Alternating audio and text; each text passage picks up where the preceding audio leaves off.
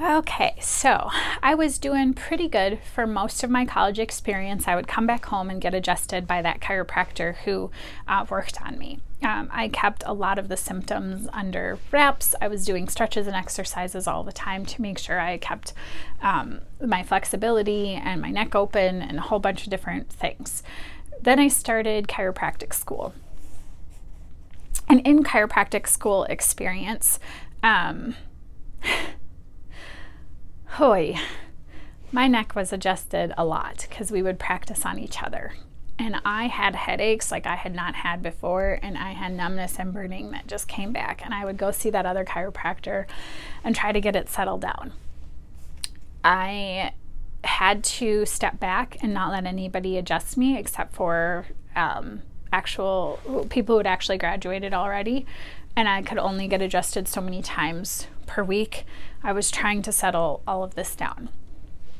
I got into a car accident on Halloween in 2007, and everything flared back up, and I could not get a handle on the numbness. All of those symptoms from the time I was 13 through the time that I had gone to Mayo Clinic had just come back, and they had come back something fierce. And I was just in agony. And I was going, how am I supposed to practice and do anything with all of this going on? Yet, you live through. Then I got pregnant, and that was a whole other story.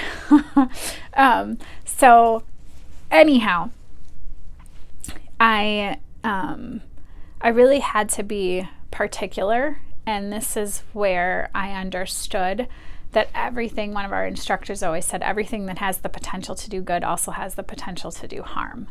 And this is where I really got that concept, because fast forward several years later, I found out it was birth defects that were causing the issues. And I'll talk about more of those in a minute. But for probably a good 2-3 years, I just had headaches like I had never experienced before. They were just really not good.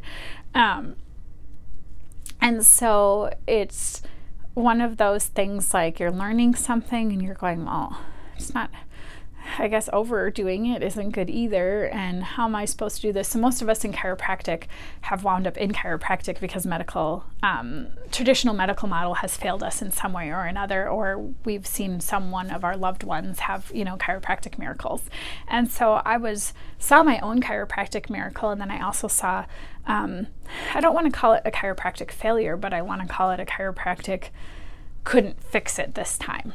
And so I was frustrated, and it was challenging, and yet I knew there was value to what I was learning, and I was excited about the mindset and the shift and the change and all of that. But it was not easy getting through chiropractic school. Again, I'll talk about those birth defects that cause the problem in a minute on another video. But I'm Dr. Erin Danielle with the Rejuvenate Life app, rejuvenate-life.com. It's important what you do with your dash.